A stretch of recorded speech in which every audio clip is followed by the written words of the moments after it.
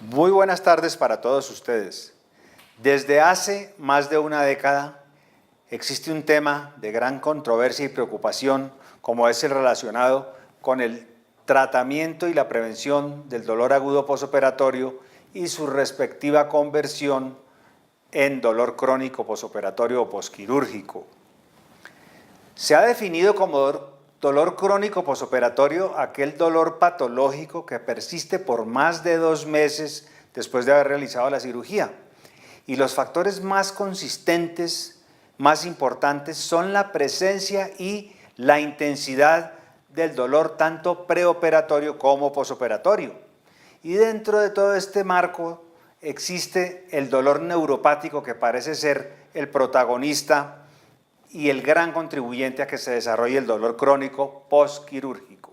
Es muy conocido el grupo de cirugías en cómo han sido clasificadas según aquellas que producen gran trauma, mediano trauma o pequeño trauma. Todo esto relacionado con la posibilidad de que haya un mayor dolor agudo postquirúrgico y posiblemente se conviertan en dolor crónico posoperatorio. Dentro del grupo más importante, el de mayor trauma, se encuentra la amputación en primer lugar, que puede llegar a cubrir hasta un 87%, seguida de toracotomía, mastectomía, herniorrafia inguinal, que aparentemente parecería una cirugía que no produce mayores problemas, pasando por cesárea, histerectomía, la colecistectomía, y otro grupo de cirugías quizás con menos trauma, tanto por la agresión a los tejidos como por su duración, como sería la vasectomía, las cirugías dentales y la safenectomía. Esta última está muy relacionada con lesiones del nervio safeno interno. La artroplastia de rodilla también ocupa un lugar importante, hasta un 12%. Dentro de los factores de riesgo para desarrollar dolor crónico postquirúrgico, en el año 2009, Seltzer hizo una pequeña síntesis de todos los factores contribuyentes a desarrollar el dolor crónico postquirúrgico y dejó como grandes factores que aportan una serie de elementos como los elementos genéticos que están determinados desde nuestro nacimiento, los psicosociales relacionados con el ambiente, con la personalidad, con la emotividad, con todos sus elementos de comportamiento, los quirúrgicos muy relacionados con el trauma de las cirugías, los inherentes específicamente al paciente, su morbilidad y su personalidad, y los anestésicos, que son quizás los que más nos ocupan y preocupan, muy relacionados con las técnicas anestésicas y las técnicas analgésicas. Dentro de los factores de riesgo, en el año 2012 se publicó un artículo donde aparecen clasificados en preoperatorios, intraoperatorios y posoperatorios. Los preoperatorios, valga la pena destacar, como ya mencioné, la predisposición genética, el hecho de haber tenido dolor preoperatorio durante más de un mes, es decir, que antes de la cirugía yo ya haya presentado dolores con intensidades importantes. Las reintervenciones sobre la misma zona. Ser género femenino es un factor de riesgo, ser menor de 55 años, estar en estados de ansiedad preoperatoria, el catastrofismo, toda una serie de conflictos personales como líos jurídicos, laborales, obesidad, que es un estado proinflamatorio y que tiende a ser un factor predisponente para dolor crónico postquirúrgico, y otros como quimioterapia, el hecho de fumar, cigarrillo e incluso la infección por herpes, que es un factor bastante delicado. Es importante ver que los factores genéticos se han descrito hace ya varios años y encontramos que han sido asociados a enfermedades como migrañas, colon irritable, fibromialgia, síndromes de boca seca, vulvodinia, la enfermedad de Crohn y dolores radiculares tras disectomía, donde ya se presenta un dolor de tipo sensibilización central. Continuando con nuestros factores, los intraoperatorios están relacionados con cirugías mayores, cirugías de gran impacto, muy agresivas, con gran destrucción de tejidos y que persisten durante unas cuantas horas. La técnica anestésica es muy importante, está demostrado no solo la técnica, sino la técnica analgésica, y está demostrado que la anestesia regional es protectora y produce mucho menos dolor que la anestesia general. Tiempos quirúrgicos prolongados. La parotomía produce mayor dolor que la paroscopia. Los torniquetes son otro factor y especialmente si son prolongados, incluso pueden llegar a desencadenar eventos catastróficos como síndromes compartimentales. Las posiciones prolongadas con elongación de plexos y daño sobre otras estructuras corporales. Evidencia de lesión nerviosa confirmada y todas las complicaciones posoperatorias a que haya lugar. Dentro de los factores de riesgo posoperatorios tenemos la presencia y persistencia de dolor agudo postquirúrgico, y sabemos que a mayor intensidad de dolor habrá mucho más riesgo de dolor crónico postquirúrgico. La presencia de dolor neuropático inmediatamente en el posoperatorio inmediato y otros factores que ya hemos mencionado relacionados con la personalidad, el estrés, ansiedad, insomnio, estancias prolongadas hospitalarias, que son factores determinantes. Vamos a entrar ahora a revisar y a recordar algunos conceptos que se han venido manejando desde hace varios años, como son analgesia preemptiva y analgesia preventiva. Preemptive es un tipo de término derivado de la literatura sajona, anglosajona, y hace referencia a intervención antinociceptiva antes del procedimiento quirúrgico, casi que muy estrechamente relacionada con el inicio del acto quirúrgico, mientras que preventive analgesia o analgesia preventiva se relaciona más con la duración y la eficacia de la intervención analgésica para evitar sensibilización central, todo destinado a disminuir la sensibilización central en el periodo postoperatorio. Extendiendo un poco más estos conceptos, podemos ver que la analgesia preventiva implica una evolución del término preemptive, ampliando el concepto a un bloqueo de los estímulos nocivos a través de todo el tiempo perioperatorio, antes, durante y después. De modo tal que una adecuada analgesia preventiva incluye un manejo multimodal. Aquí entra el concepto de hacer terapias multimodales, manejo multimodal, entendiéndose no solamente desde el punto de vista de la intervención de varios individuos o especialidades en torno a un paciente, sino un manejo multimodal farmacológico, haciendo énfasis en diferentes técnicas anestésicas, analgésicas y por supuesto farmacológicas para atenuar la hipersensibilidad tanto periférica como central. Entrando específicamente en el tema de la técnica regional o de las técnicas regionales, tenemos dos técnicas descritas desde hace mucho tiempo y de las cuales se valen los médicos anestesiólogos y los especialistas en dolor para realizar tratamientos con una evidencia bastante satisfactoria. La anestesia epidural, por ejemplo, en el caso de la toracotomía, se ha venido realizando con un éxito bastante importante, demostrado en la publicación del British Journal en el año 2013, donde se hace una revisión sistemática de la Cochrane, colaboración de Cochrane. Lo mismo ocurre con el bloqueo paravertebral, que ha demostrado unas grandes ventajas en la cirugía de mama por cáncer. Se ha llegado a hablar de la prevención de dolor crónico postquirúrgico en 1 de cada 4 a 5 pacientes, de manera que tenemos dos herramientas desde el punto de vista regional con anestésicos que son muy valiosas. Empezamos a hablar ahora de las técnicas farmacológicas y específicamente vamos a hacer referencia a un medicamento que ustedes conocen muy bien y que es la ketamina. La ketamina se ha utilizado tanto en forma preincisional como infusión intraoperatoria o infusión posoperatoria, y estudios que se han realizado hasta 3 meses y que evidencian que hay una reducción del dolor si se administra hasta por más de 24 horas. A 6 meses también encontramos evidencia a favor de la ketamina versus placebo con unos intervalos de confianza satisfactorios.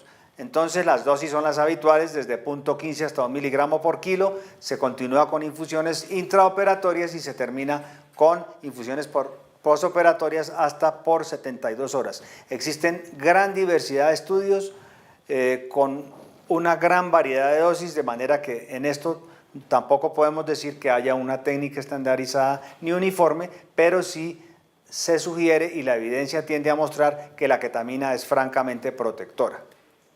Los gabapentinoides. Los gabapentinoides todos sabemos que además de ser unos inhibidores de la subunidad alfa-2 delta de los canales de calcio, también tienen acción sobre los canales NMDA, también actúan sobre los canales de potasio, potenciando la repolarización celular, también actúan sobre los canales de sodio voltaje dependientes y también con una exposición prolongada nos están potenciando la actividad GABAérgica sobre las vías inhibitorias.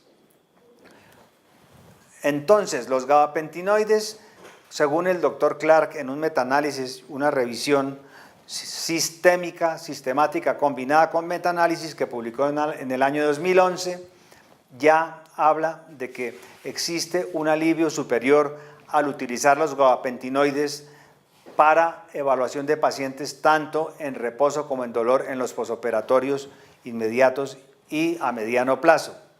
Y la finalidad con que los han utilizado es fundamentalmente reducir el consumo de opioides y evitar los efectos adversos relacionados con los analgésicos. También en esa misma publicación del doctor Clark en el año 2011 hace referencia a que tanto la gabapentina como la pregabalina muestran resultados promisorios en la reducción del dolor crónico postquirúrgico, haciendo énfasis en que la pregabalina muestra una mejor biodisponibilidad, que es aproximadamente de entre el 80 y el 90%, y en algunos casos esa puede ser la razón para que sea un fármaco de mayor eficacia. Igualmente se hace referencia a que el gabapentin reduce la incidencia de efectos adversos relacionados con la utilización de los opioides, como son la náusea, el vómito, la retención urinaria, con unos NNT satisfactorios, pero también a su vez recuerda que los gabapentinoides tienen efectos adversos que deben ser tenidos en cuenta, como son la sedación y el mareo. Continuando con los gabapentinoides, existe una controversia que es interesante llamar la atención, porque existe el grupo de este doctor Clark que publicó sus estudios en el año 2011, pero en el 2013 aparece la publicación de la colaboración Cochrane con el doctor Chaparro, donde hay ciertas diferencias que mencionar y vale la pena tenerlas en cuenta. A su derecha encuentran los resultados del doctor Clark, donde habla de resultados entre 3 y 6 meses posoperatorios con un beneficio del gabapentin específicamente sobre el placebo y una moderada reducción del dolor, del desarrollo del dolor crónico postquirúrgico. A su izquierda encuentran la revisión y la propuesta de la colaboración Cochrane, donde se revisaron artículos en los cuales se utilizaron dosis desde 10 días antes, 1 hora antes, 2 horas antes, preincisionales, dosis únicas de 1200 miligramos versus 600 miligramos y en el posoperatorio hasta por 30 días. Y el resultado a 3 meses no hay diferencias significativas versus el placebo y resultados a 6 meses no son concluyentes. Quiero hacer hincapié en que toda la literatura y la revisión relacionada con el uso de las gabapentinoides hay una gran divergencia, son estudios muy heterogéneos y se utilizan dosis muy variadas, 300, 600, 1200 miligramos desde 10 días antes, 1 hora antes, 2 horas antes, incluyendo el posoperatorio inmediato, unas horas después, incluso 24 horas después del posoperatorio, de tal manera que es uno de los grandes conflictos y de los grandes motivos para que no se pueda estandarizar y hacer una recomendación definitiva. En esta gráfica vemos las concentraciones plasmáticas de la pregabalina y el gabapentin. A su izquierda está la pregabalina, donde encontramos los picos máximos aproximadamente entre 1 y 2 horas, más hacia la hora de haber sido administrados con un decrecimiento lento y paulatino hasta las 24 horas. El gabapentin muestra una conducta similar, pero el pico se encuentra hacia las 2 horas con un decrecimiento también un poco más pronunciado que el de la pregabalina. Esto todo está relacionado, como les comenté, con la biodisponibilidad de la pregabalina y el hecho de que el gabapentin tenga que sufrir un proceso hepático que lo hace mucho más dispendioso y que hace que haya menos disponibilidad del medicamento a nivel sanguíneo. Pero desde el punto de vista de los mecanismos de acción son prácticamente muy similares. Con la pregabalina encontramos que se han utilizado dosis desde 150 a 300 miligramos y se han comparado también 150 versus 300 miligramos y se han hecho estudios a 3 meses, a 6 meses y a 12 meses y encontrando un beneficio sustancial con relación al placebo con unos intervalos de confianza aceptables. Lo mismo a 6 meses, aunque hay pocos estudios, y a 12 meses no hay estudios estadísticamente significativos con relación al placebo. Estudios hechos por los doctores Burke y Bundevan, publicados en el año 2011. ¿Qué hay de otros medicamentos? Como ustedes están viendo en la pantalla, tenemos una gran variedad de medicamentos que han sido utilizados buscando también atenuar el dolor agudo posquirúrgico y evitar la cronificación del mismo.